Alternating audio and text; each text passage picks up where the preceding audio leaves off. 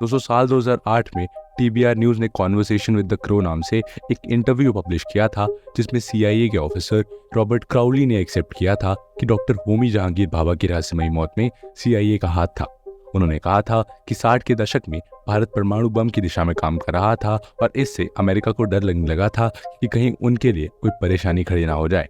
और इसके बाद एक प्लानिंग के तहत डॉक्टर होमी जहांगीर भाभा की फ्लाइट के कार्गो सेक्शन में एक बम रख दिया गया, जिसके कारण उनका प्लेन क्रैश हो गया।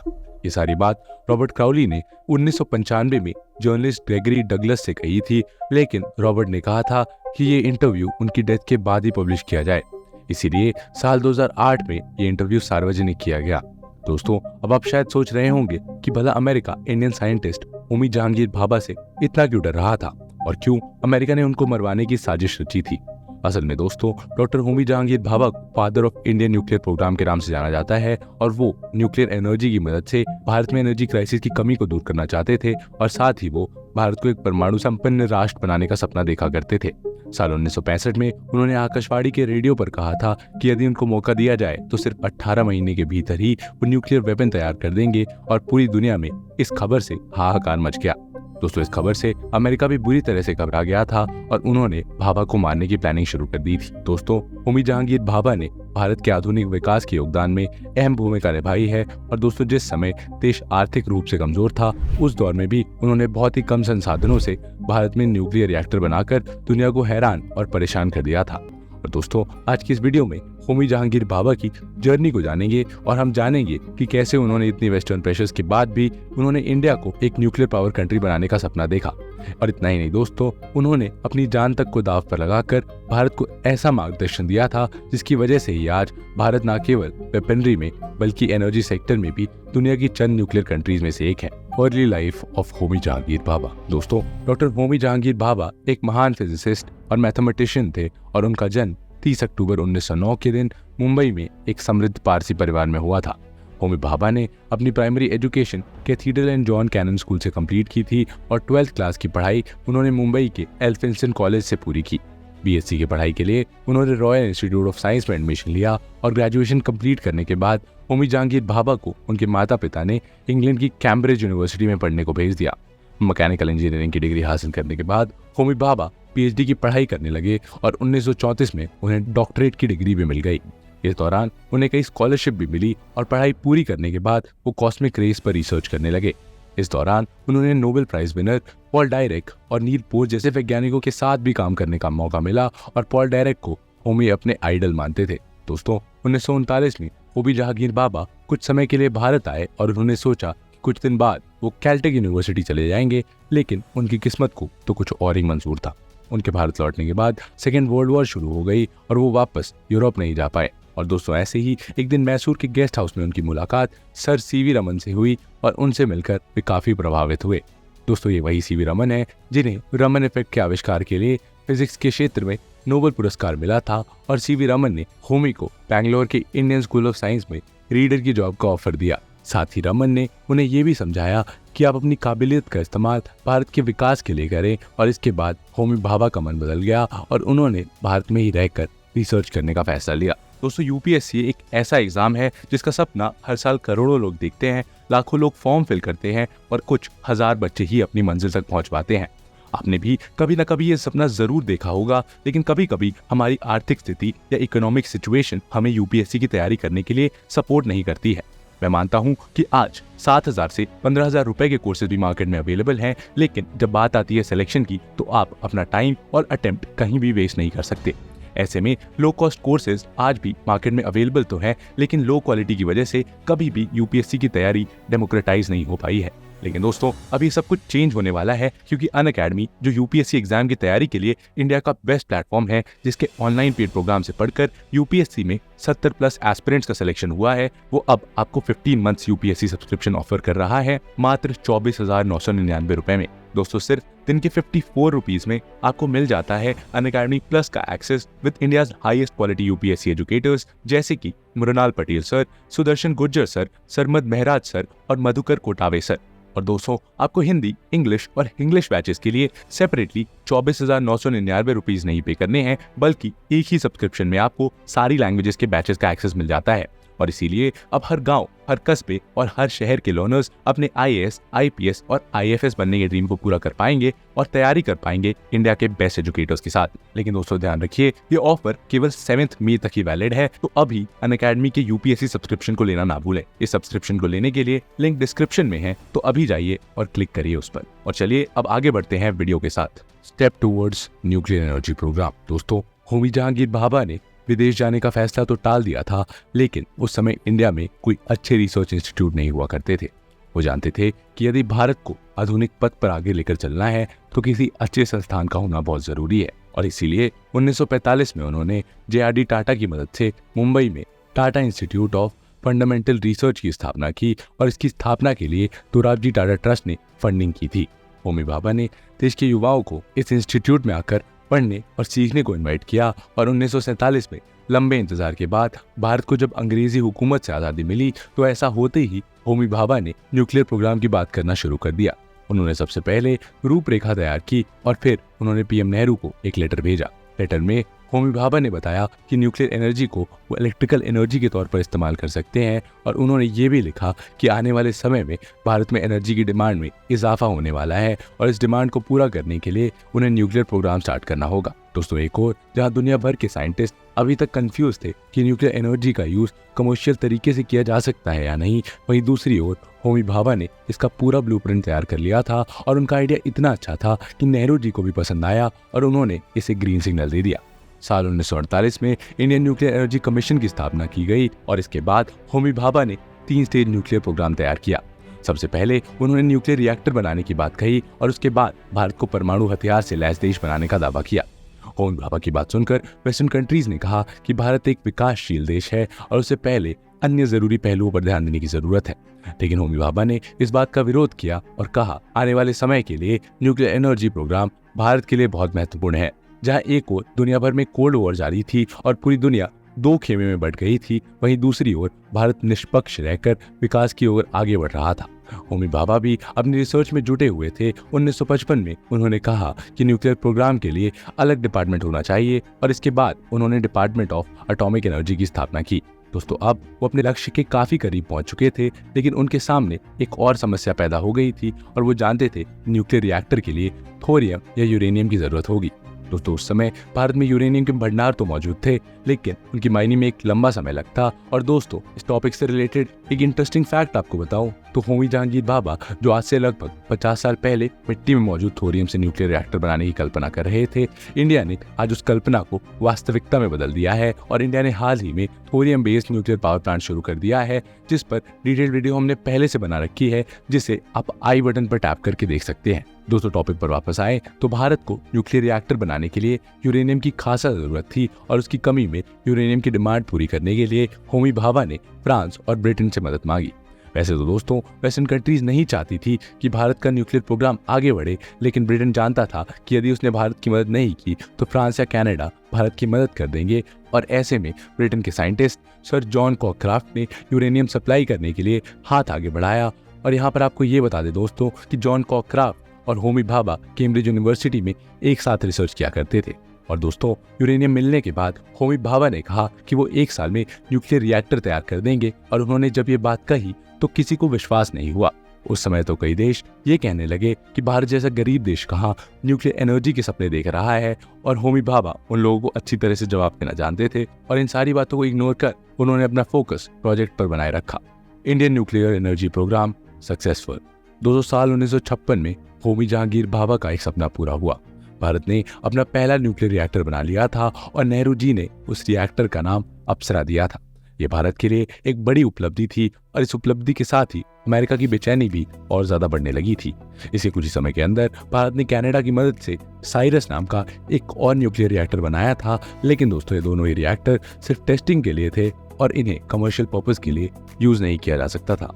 1957 में मुंबई के पास स्थित ट्रॉम्बे में होमी भाभा ने भारत का पहला न्यूक्लियर रिसर्च सेंटर स्थापित किया, और होमी भाभा को इस रिसर्च सेंटर का डायरेक्टर बनाया गया।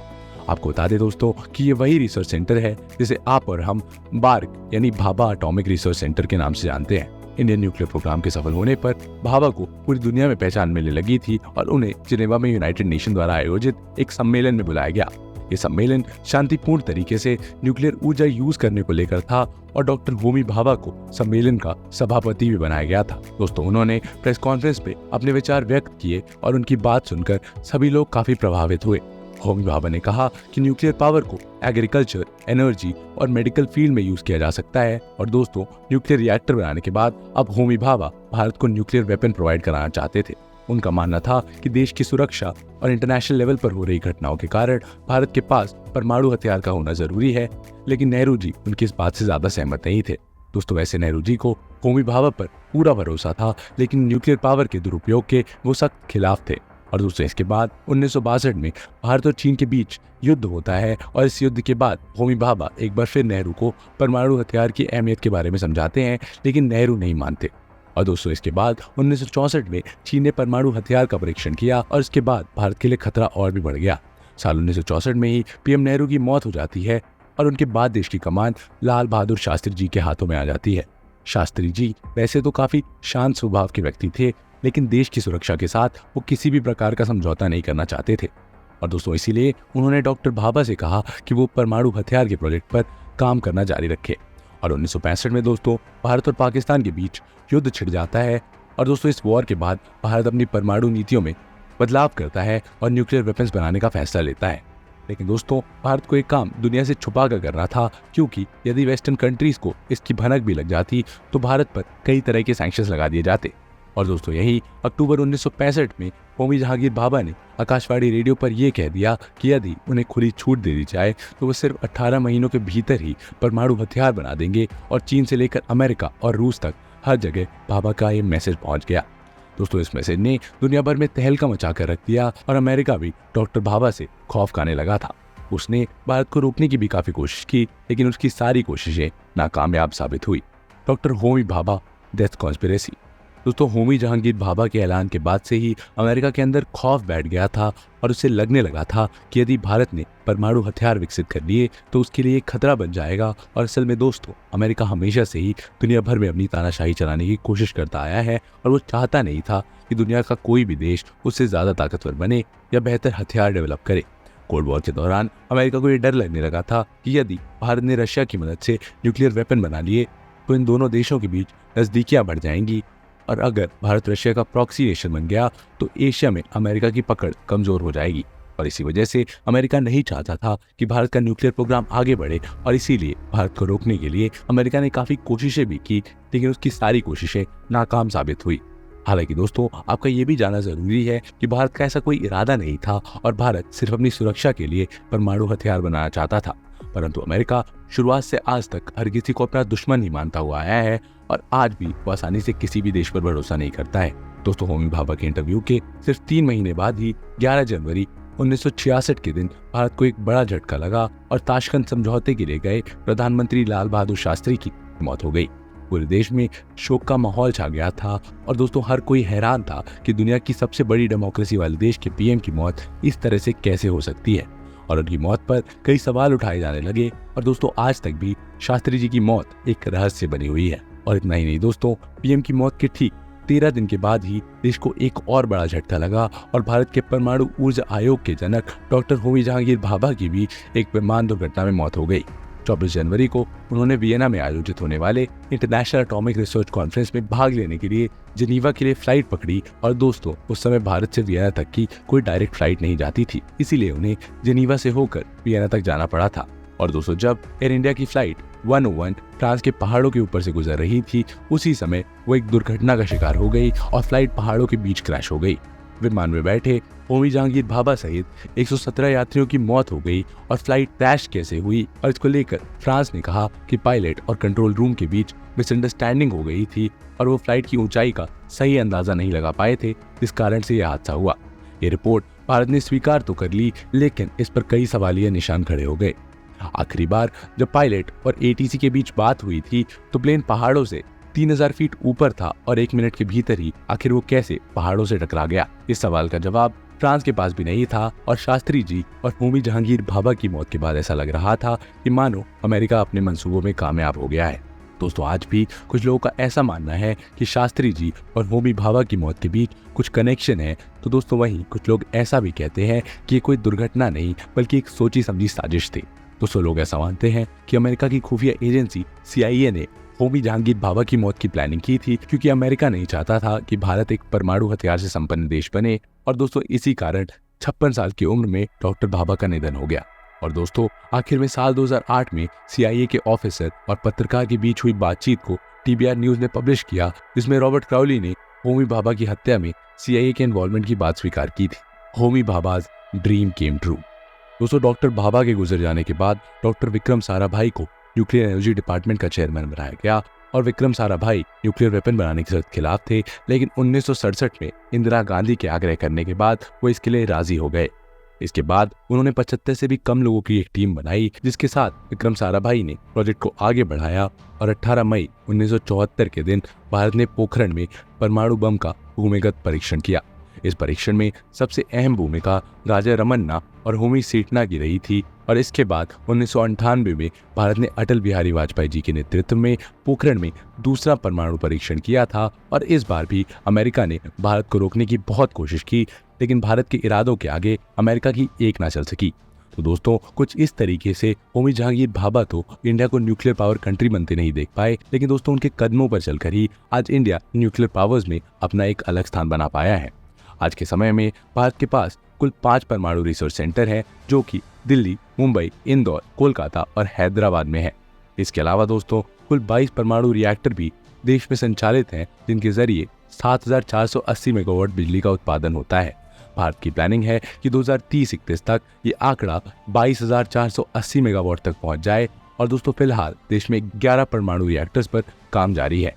NPCIL यानी nuclear power corporation of India limited के चेयरमैन BC पाठक ने द हिंदू से बातचीत के दौरान कहा था कि उनका लक्ष्य इंडिया में हर साल एक नया न्यूक्लियर रिएक्टर एस्टैब्लिश करने का है। और असल में दोस्तों दुनिया भर में बढ़ रहे कार्बन एमिशन को देखते हुए सभी देश ग्रीन एंड क्लीन फ्यूल की तरफ शिफ्ट हो रहे हैं, और कोल और फॉसिल फ्यूल जैसे रिसोर्सेज तो ऑलरेडी लिमिटेड हैं। ऐसे में फ्यूचर के लिए न्यूक्लियर एनर्जी ही सबसे बेस्ट ऑप्शन नजर आ रहा है। और दोस्तों भारत भी इसी दिशा में तेजी से काम कर रहा है। भारत आज परमाणु संपन्न देशों की श्रेणी में खड़ा है, और वर्तमान समय में भारत के पास करीब 150 न्यूक्लियर वेपन्स हैं। और भारत की गिनती न्यूक्लियर टायर नेशंस में की जाती है, यानी कि ऐसा देश जो हवा, जमीन और पानी हर जगह से परमाणु हमले करने की क्षमता रखता है। हालांकि दोस्तों भारत ने परमाणु हथियार के लिए नो फर्स्ट यूज पॉलिसी अपना रखी है, और इसका मतलब ये है कि भारत किसी भी परिस्थिति में पहले परमाणु हथियार का इस्तेमाल नहीं करेगा। लेकिन यदि भारत की संप्रभुता या अखंडता पर कोई देश परमाणु बम से हमला करता है तो भारत शांत भी नहीं बैठेगा। और दोस्तों आज भारत जिस मजबूत स्थिति में खड़ा है उसका श्रेय होमी जहांगीर भाभा को ही जाता है। और उनके प्रयासों और योगदान के कारण ही भारत में न्यूक्लियर प्रोग्राम की नींव रखी गई थी, और भारत को शक्तिशाली और पावरफुल नेशन बनाने में उनका योगदान अविस्मरणीय रहेगा। दोस्तों अगर होमी जहांगीर भाभा की असमय मृत्यु ना हुई होती तो जो दबदबा जियोपॉलिटिक्स में भारत का आज है वो 30 साल पहले 90 के दशक में ही हो गया होता। दोस्तों आपको क्या लगता है, क्या होमी भाभा की मौत वाकई में एक हादसा थी या फिर अमेरिका ने उनकी मौत की साजिश रची थी? इसके बारे में आप अपने व्यूज कमेंट सेक्शन में जरूर बताएं। और इसके अलावा अगर आप जानना चाहते हैं कि आखिर उस रात क्या हुआ था ताशकंद में जब लाल बहादुर शास्त्री जी की मृत्यु हुई थी, तो इस पर हम जल्द ही आपके लिए एक वीडियो लेकर आ रहे हैं। लेकिन दोस्तों उससे पहले आपको इस वीडियो पर मिनिमम 10 के लाइक्स और चैनल को सब्सक्राइब करना होगा, क्योंकि इससे हमारी टीम को एक मोटिवेशन मिलेगा और हम जल्द ही आपके सामने नई वीडियोस लेकर हाजिर होंगे। मिलते हैं आपसे जल्द ही उस वीडियो के साथ, तब तक के लिए जय हिंद।